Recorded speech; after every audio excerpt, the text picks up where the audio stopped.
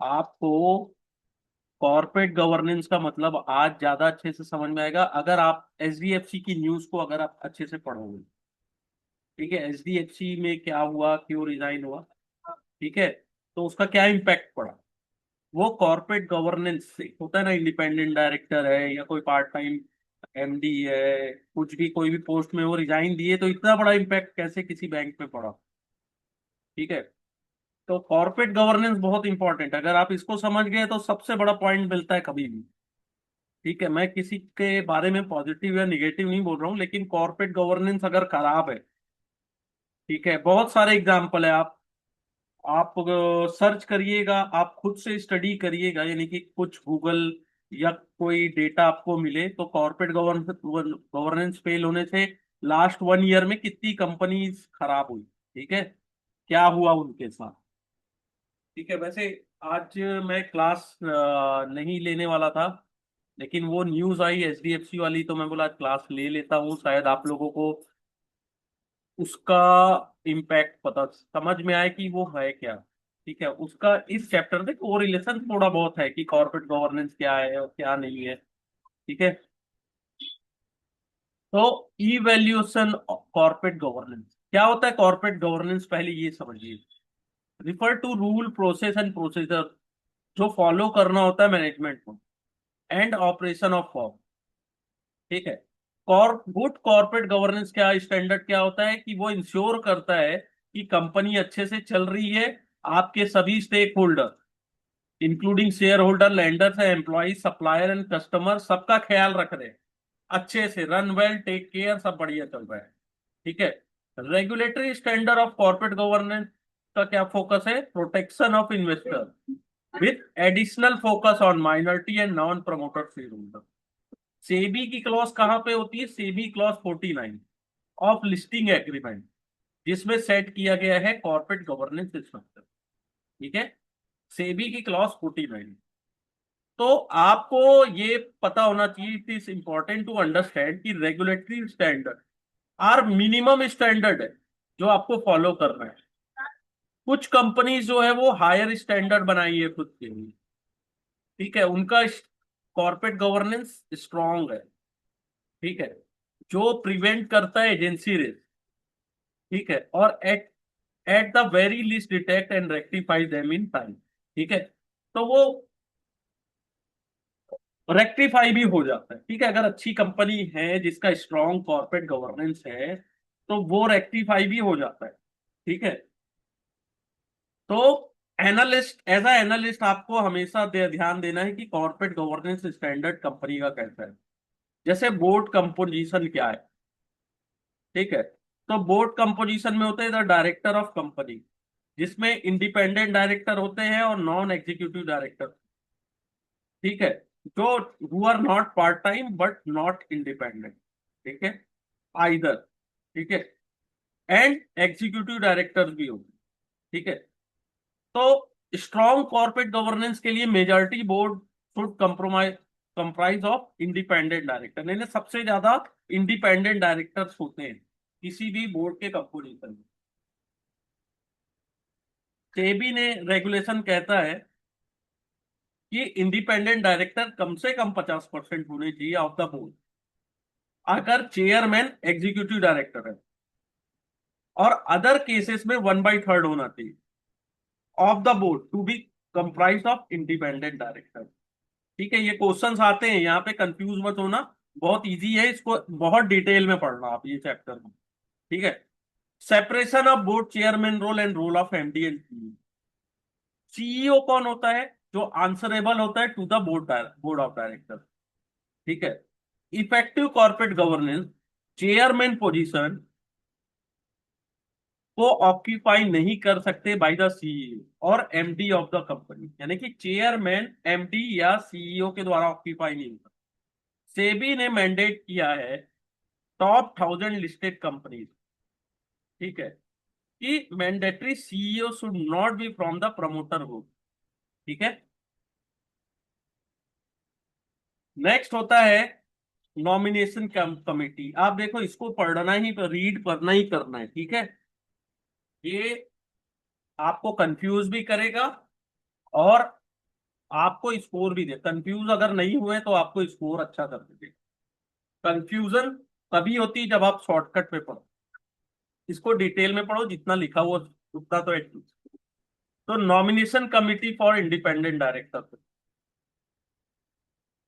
The degree of independence यानी आजादी of independent director high होती है जब company executive do not have role in appointment, यानी कि कंपनी के एग्जीक्यूटिव इंडिपेंडेंट डायरेक्टर को अगर अपॉइंट ना करें। नॉमिनेशन कमेटी, ठीक है, इज अपॉइंटेड इंडिपेंडेंटली, ठीक है, आजादी से अपॉइंट करते हैं इंडिपेंडेंट डायरेक्टर को, ठीक है, ये हो गया। नेक्स्ट होता है ऑडिटर, ऑडिट इंडिपेंडेंट। ऑडिट भी बहुत इंपॉर्टेंट होता है कॉर्पोरेट गवर्नेंस में। अगर ऑडिटर को ट्रूली और कंप्लीटली इंडिपेंडेंट होना है, ठीक है, तो वो डिपेंड ना करे फीस पर, depend on fees earn from given corporate entity, ठीक है, और बिजनेस ग्रुप। तो ऑडिटर का it is important to check if auditor remuneration for all the service they provide to group and entity is less than 10% of their over income. तो ये भी आपको देखना है। ऑडिटर का रोटेशन होता है 5 साल में एक बार, ठीक है, every 5 years, once in a 5 year, ठीक है। क्या होता है, दिस वुड इंश्योर दैट कि ऐसा अवसर to find out any fact concealed by management in connivance with a auditor, यानी कि ऑडिटर को कुछ ऐसा पता चल गया है, ठीक है, मैनेजमेंट का, या कोई फैक्ट है, ठीक है, कि ऐसा कोई फैक्ट तो नहीं पता चल गया जिससे वो मैनेजमेंट पे भारी पड़ सकते हैं, मैनेजमेंट उनके ऊपर, तो 5 साल में एक बार चेंज कर ली। अब फिर ऑडिट कमिटी क्या होती है, ठीक है। ऑडिट कमिटी कौन होती है, जो रिव्यू करती है financial statement of the company and nomination of auditor, ठीक है। ऑडिट कमिटी में भी इंडिपेंडेंट डायरेक्टर बैठते हैं, ठीक है। सेबी रेगुलेशन कहता है कि at least 2/3 of the member to be independent, वो भी ऑडिट कमिटी में 2/3 मेंबर इंडिपेंडेंट होने चाहिए, ठीक है। फिर होता है रिलेटेड पार्टी ट्रांजेक्शन, ठीक है। इंपॉर्टेंट है ये कि प्रिवेंट करना है अनस्क्रूपुलस रिलेटेड पार्टी ट्रांजेक्शन, ठीक है, कैन इंरीच प्रमोटर ग्रुप और other majority share holder at cost of minority share holder. तो जितने भी मटेरियल रिलेटेड पार्टी ट्रांजेक्शन वो ऑडिट कमिटी के पास आपको प्रेजेंट करने पड़ेंगे प्री अप्रूवल के लिए, ठीक है।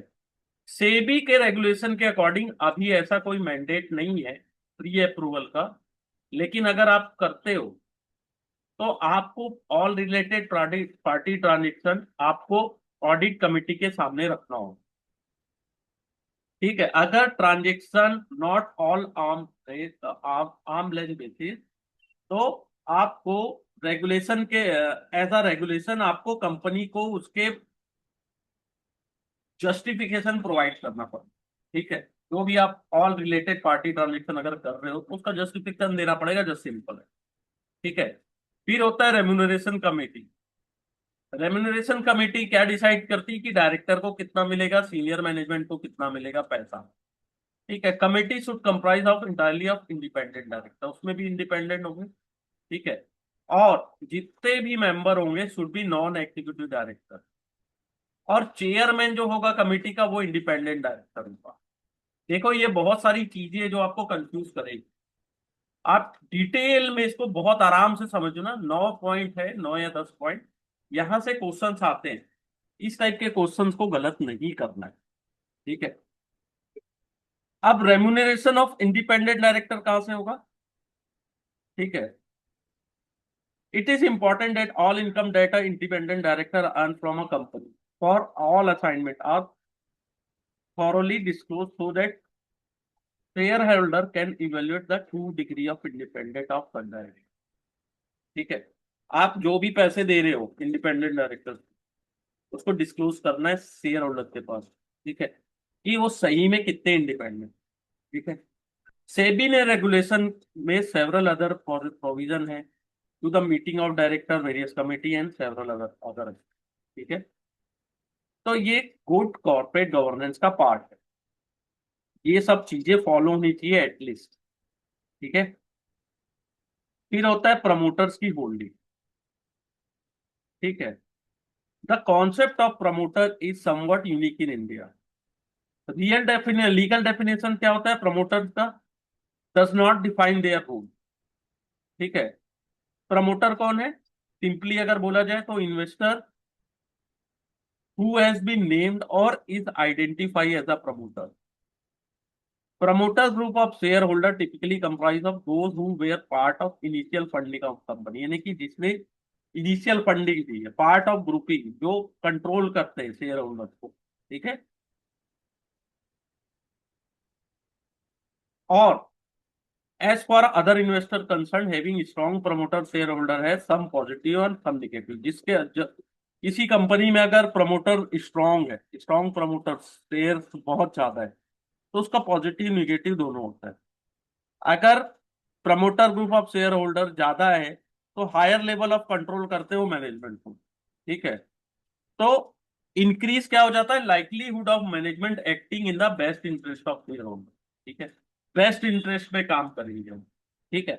कई बार वो इन्फ्लुएंस भी करते हैं मैनेजमेंट को कि रिस्क लो। ठीक है। और minority shareholder as promoter group में influence management to take certain action. Minority वाले नहीं ले सकते, जो भी लेता है प्रमोटर ग्रुप। ठीक है।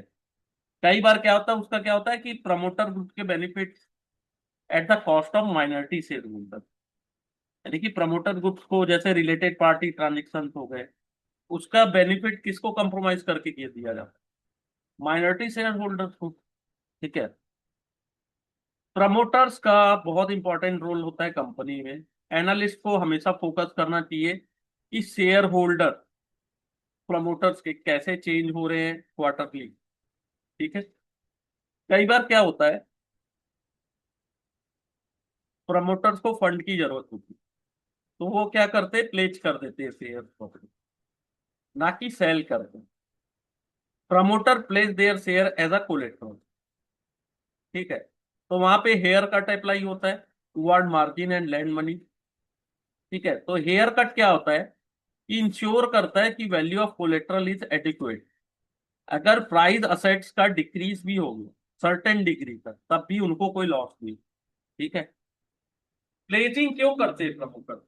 उनको पैसे की जरूरत है इन नॉर्मल कोर्स। ठीक है। तो ऐसा कुछ कोई सिग्नल तो नहीं मिलता कि हाँ पैसे की जरूरत है, ठीक है प्लेज कर दिए। Necessary signal any concern related to corporate loan, ऐसा कोई सिग्नल नहीं मिलता। लेकिन बहुत ज्यादा अमाउंट में अगर प्लेज किए शेयर या बहुत कम है, तो आपको थोड़ा सा उसको देखना है। ठीक है। High amount of pledge share can aggregate the market. ठीक है। क्योंकि अगर शेयर का प्राइस बहुत ज्यादा गिरा, तो क्या होगा, प्लेजर उसको क्या करेगा, सेल कर देंगे। ठीक है। और and sudden liquidation of sizable number of share. ठीक है। और ज्यादा प्रेशर पड़ता है अगर प्राइस गिर रहा है और अचानक से जिसके पास आपने प्लेज किया है शेयर्स को वो और सेल कर दिए, तो फिर तो कंपनी कई बार फिनिश भी हो जाती है ना। ठीक है। ये बहुत इंपॉर्टेंट पार्ट है जो पढ़ा रहा हूं मैं। ठीक है। नेक्स्ट होता है रिस्क इन बिजनेस। प्रमोटर कौन होते हैं? Love to take the grand future they dream on visualise. ठीक है। Very rarely would they talk about risk associate with journey of converting their their dream into reality. ठीक है। Promoters क्या होते हैं, रिस्क लेते हैं ना, आपको थोड़ी पता है कि कौन कहाँ पर। अभी कई कंपनी ऐसी जो लिस्टेड नहीं है, लेकिन कहीं ना कहीं उसको कोई तो प्रमोट कर रहा है, कोई तो फंडिंग कर रहा है ना। तो बोरोइंग फ्रॉम इंटरनेशनल, जैसे example, borrowing from international market at low rate looks attractive. ठीक है। लेकिन क्या होता है, आपने तो वो दूसरे कंट्री से में लोन ले लिया इंटरनेशनल मार्केट से, लेकिन करेंसी रिस्क भी बन गया। ठीक है। तो क्या होता है, आपका फिर से आखिर जो बोरोइंग रेट है या इंटरेस्ट रेट है, वो तो ठीक है कम है, लेकिन करेंसी का रेट तो बढ़ते जा रहा है, तो वो आपको बहुत ज्यादा प्रेशर पड़ जाएगा। ठीक है। एंटरप्रेन्योर क्या कौन होते हैं? बाई नेचर रिस्क टेकर होते हैं। ठीक है। वो साइकोलॉजिकल एबिलिटी होती है कि वो शॉक को बियर कर सके। ठीक है। जैसे र्यूपर्ट मड्रॉक की बात हो रही है, वो 3 बार फेल हुए थे before successfully create a star empire. Steve Job भी वैसी अपनी कंपनी से भगा दिए गए थे, उनको निकाल दिया गया था एप्पल। फिर वो लेटर उन्होंने कम बैक किया, फिर एक सक्सेसफुल वेंचर बनाया उन्होंने। तो ये एंटरप्रेन्योर होते हैं, ठीक है। While businessman would be able to bear this risk, not all investors. Businessman risk ले सकता है, इन्वेस्टर नहीं ले सकता, ठीक है। सभी बिजनेस में रिस्क होता है, ठीक है। किसी में ऑपरेशनल, किसी में एग्जीक्यूशन, बहुत सारे रिस्क होते हैं, ठीक है। और एनालिस्ट, एज अ एनालिस्ट आपको फोकस करना है लॉट ऑफ रिस्क एस्पेक्ट, ठीक है, सभी जितने भी रिस्क एस्पेक्ट्स है उस बिजनेस में। और आपके माइंड में ये होना चाहिए कि what could go wrong in business, क्या गलत हो सकता है इस बिजनेस में, या क्या गलत होने की संभावना है, ठीक है। अगर प्रमोटर कहता है कि कोच भी गलत नहीं है, ठीक है, तो वो कौन सी कैटेगरी में आते हैं? People who don't know that they don't, ठीक है। जिनको कुछ नहीं पता है उनको कुछ नहीं पता है, ठीक है। This type of promoter need to be avoided. यानी कि कोई बोलता है कि हमारी कंपनी में कोई प्रॉब्लम ही नहीं है, कोई ऐसा रिस्क ही नहीं, तो वो झूठ बोल रहे हैं, ठीक है। A good businessman would always have cognizance of risk in business, और वो हमेशा एक स्टेप आगे रहते हैं कि अपनी कम बिजनेस को प्रोटेक्ट कर सके फ्रॉम देयर इफेक्ट, ठीक है। नेक्स्ट होता है क्रेडिट रेटिंग। किसी भी बिजनेस की क्रेडिट रेटिंग होती है। क्रेडिट रेटिंग किसकी होती है? Rating to the ability of borrower to service is debt related obligation. यानी कि आपने उधार लिया है तो उसको वापस पटा पाओगे कि नहीं। अब वो बड़े बोरोवर्स हैं तो उनकी रेटिंग कौन करता है? क्रेडिट रेटिंग, ठीक है। Are issued at issuer level as well as individual debt level, जिसको अपन सिविल भी बोलते हैं, ठीक है। Credit rating pertaining to debt is also too relevant to equity investor as company can provide return to equity investor if lender are service first। तो credit rating तो डेप्ट की है, लेकिन इक्विटी होल्डर्स के लिए क्या फायदा? अगर अगर वो डेप्ट को ही नहीं पटा पा रहे हैं तो इक्विटी इन्वेस्टर्स को क्या रिटर्न देंगे? क्योंकि हमेशा जो लेंडर्स हैं उनको आपको पहले पेड करना है, ठीक है। तो credit rating provide a investor with the level of financial risk involve और drive the return expectation of investor, ठीक है। क्रेडिट रेटिंग क्या प्रोवाइड करता है इन्वेस्टर्स को कि क्या लेवल का फाइनेंशियल रिस्क इन्वॉल्व है इसमें, और क्या एक्सपेक्टेशन रिटर्न जनरेट कर सकता है वो बिजनेस, या इन्वेस्टर को क्या रिटर्न वो जनरेट करके दे सकता है, ठीक है। तो कई बार historical evolution of credit rating of company can also provide perspective how management react to external treatment. तो क्रेडिट रेटिंग की जो रिपोर्ट होती है स्पेसिफाई करती what are the factor that have lead to rating agency, ठीक है। It also specify क्या करता है? Rating agency consider as speaker, ठीक है। तो company has work on such concern indicate and management of company has been very responsive. यानी कि क्रेडिट रेटिंग बता रही कि आपके यहाँ यहाँ ये चीज कंसर्न्स है, इसको सुधार लो, या हाईलाइट करती है। अगर अच्छा मैनेजमेंट है तो क्या करेगा? वो उसको रिस्पॉन्स करेगा, ठीक है, और उसको सुधारने की कोशिश करेंगे, ठीक है। Reading through historical credit how the concern have change from one report to next can provide information of operating such impact.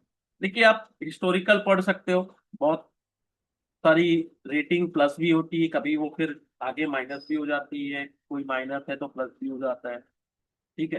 तो क्रेडिट रेटिंग से आपको ये समझ में आता है कि आप जैसे सिविल ही चेक करते हो, किसी का सिविल खराब है तो उसको लोन बैंक भी नहीं देती, या देती भी है तो रेट ऑफ इंटरेस्ट थोड़ा ज्यादा लगता है, ठीक है। अगर कोई एनी हाउ दे भी दिए तो उनको रेट ऑफ इंटरेस्ट ज्यादा लगता है, सिविल स्कोर आपका कम है। वैसी क्रेडिट रेटिंग, अगर आपकी क्रेडिट रेटिंग खराब है तो आपको कोई लोन नहीं दे, ठीक है।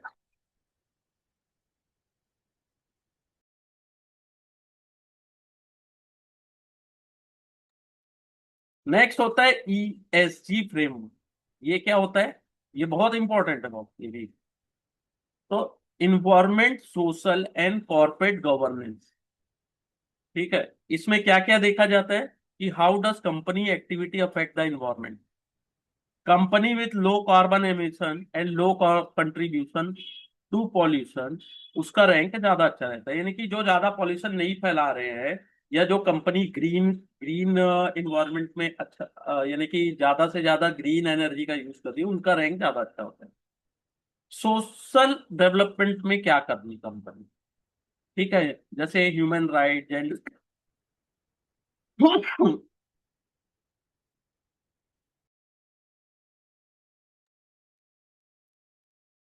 सोशल डेवलपमेंट में क्या हो रहा है, ह्यूमन राइट, जेंडर इक्वलिटी और अदर सोशल फैक्टर भी, ठीक है। जो कंपनी इसमें कंट्रीब्यूट करती है उनको रैंक ज्यादा अच्छा मिलता है, ठीक है। और कॉर्पोरेट गवर्नेंस स्टैंडर्ड को कैसे फॉलो कर रही है कंपनी, ठीक है। तो ये भी बहुत इंपॉर्टेंट है। कई बार ESC investors use ESG filter to shortlist their potential investor, ठीक है। Once shortlisted, the stock does not become automatic investment. Investors हमेशा परफॉर्म करते हैं other regular analysis to identify, यानी कि केवल ईएसजी के बेस पे कोई ऐसा नहीं है कि ग्रीन है, सोशली अच्छा कर रही है, कॉर्पोरेट गवर्नेंस अच्छा है, ये सब है, लेकिन इसके अलावा भी बहुत सारे पैरामीटर होते हैं जिसको कंपनीज फॉलो करती, यानी कि एज अ इन्वेस्टर फॉलो किया जाता है कि आपके लिए सुटेबल इन्वेस्टमेंट है कि नहीं है, ठीक है। बहुत सारे पैरामीटर, ठीक है। तो ये ईएसजी फ्रेमवर्क हो गया, ठीक है। ईएसजी फ्रेमवर्क में क्या पता चलता है, ठीक है। ESG framework appear more focus on ethical criteria, ethical कैसी है, देन फिनेंशियल क्राइटेरिया, ठीक है। तब proponent of framework cited several financial advantage. अब इसमें फिनेंशियल एडवांटेज क्या है, जैसे कंपनी जो फोकस कर रही है environment face minimum disruption on account of regulatory intervention of environmental activism. Company जो सोशल कॉस्ट जनरेट कर रही है वो पॉजिटिव रिकॉल कर रही है वैल्यू इन सोसाइटी, तो क्या है, उसके कारण उनके लिए इजी होता है रिक्रूट करना एम्प्लॉयज को और अट्रैक्ट करना कस्टमर को। अगर सोशली अगर आप बहुत अच्छा कर रहे हो तो आप ज्यादा से ज्यादा एम्प्लॉय अच्छे एम्प्लॉयज और अच्छे कस्टमर्स को अट्रैक्ट करोगे। सो स्ट्रॉन्ग कॉर्पोरेट गवर्नेंस अगर आपका अच्छा है तो आपका रिस्क परसेप्शन रिड्यूस होता है, ठीक है, एंड रिड्यूस करता है the cost of capital for the organisation, ठीक है। इक्विटी एनालिस्ट इंक्लूडेड डिस्कस करते ईएसजी पैरामीटर को भी, कि वो गाइड कर सके इन्वेस्टर को जो ईएसजी फैक्टर को केयर कर, ठीक है। अब ये इंपॉर्टेंट पॉइंट है, इसको देखिएगा कि सेबी ने प्रपोज किया है स्ट्रेंथिंग रेगुलेशन ऑन इन्वायरमेंटल, तो social and governance disclosure by listed company enhance their credit, ठीक है। तो उनके लिए name the top 1000 listed company कि उनको ईएसजी डिस्क्लोजर देना है एज पर BRSR रिपोर्ट, business responsibility and sustainability report parameter from financial year 2023, ठीक है। जो क्या करते हैं, ज्यादा transparency as required for ESG analysis और data point needed for ESG based investing, ठीक है। फाइनेंशियल ईयर 2022 में 175 कंपनी ने वॉलंटरीली रिपोर्ट किया था BRSR फ्रेमवर्क, ठीक है। ये पॉइंट इंपॉर्टेंट है, लास्ट पॉइंट है लेकिन इसको देखना जरूरी है, ठीक है। नेक्स्ट होता है सोर्स ऑफ इंफॉर्मेशन, कहाँ कहाँ से अपने को इंफॉर्मेशन मिलती है कंपनीज के बारे में। Annual quarter report, conference call, ठीक है, जिसको कॉन कॉल भी बोलते हैं लोग, investor relation presentation, management interview, company website, ministry of corporate affair, research report of credit rating agency, other reports, parents company annual report, competitor website include internal competitor, print media report, supplier vendor consumer या competitor का discussion, BRSR report for ESG disclosure. तो BRSR क्या है, business responsibility and sustainability report, ठीक है। तो ये यहाँ पे ये चैप्टर खत्म है। नेक्स्ट जो चैप्टर है वो फिनेंशियल एनालिसिस के ऊपर है, ठीक है। तो अब आपको क्या करना है मैं आपको बता रहा हूँ।